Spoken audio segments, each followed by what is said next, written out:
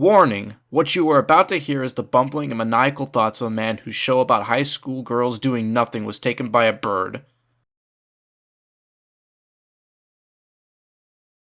For those of you who haven't heard, or for those who even care at this point still, K-On! Has been removed off of Netflix because of the one thing people don't like about Netflix, and that is that they always buy temporary licenses for shows and never actually just buy them outright and keep on the service. Now, if you can't tell at this point, this is a bad thing. You see, this is a bad thing because this makes it so that K-On! Will be a lot harder to watch now than normal. I felt like Netflix was the perfect gateway in order to watch this show because I feel like most people already have Netflix or know somebody who has a Netflix and just shares it with you.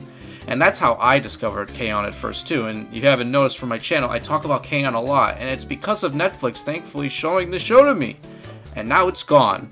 And people just ask, oh, if you just want to watch a show, why don't you just buy it? Well, maybe it's because the box set literally costs a kidney in order to buy. Not to say that I wouldn't do it, but I'm talking about people who haven't even seen the show yet, and they'll be discouraged to watch it because of how much it costs just to really watch it. At this point, you're probably wondering, why don't you just go watch another streaming service at this point? Bruh. Peacock is the bane of my existence, and I hate this more than Fairy Tale times 5. Peacock is a service made by NBC Universal. The only reason why they made this is because they saw how popular The Office gained over the years, and people started to realize, wow, this is kind of entertaining. And then they said, hey, let's just make a whole streaming service for The Office. And that's what they did. And now, K-On! Is about to go through the same thing here in a way. What I mean by this is that with The Office, the reason why it was so popular in the first place is because it was on Netflix. People found it on Netflix. People found K-On! On Netflix.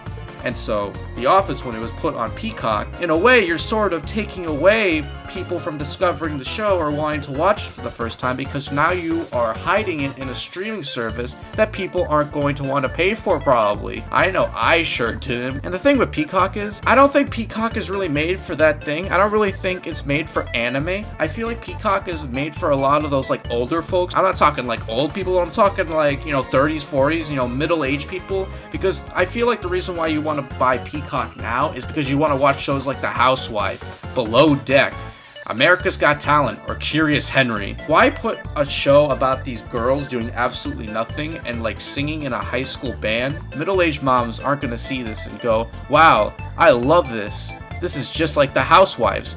No, they're gonna think to themselves, what the heck, Poopcock? Why are you recommending me this weird show about little girls?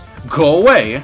The reason why Peacock also irks me so much is because they try to advertise it as a free service. Also, even if you pay for it, you still have to watch ads. But wait, we have this other premium service. You won't get ads, but you have to give us more money. This website was made by Peacocks. And the worst part is, the other streaming service it has is Hulu, and Hulu is even worse. I feel like with Hulu, the ads are even worse on there, and you have to pay even more money.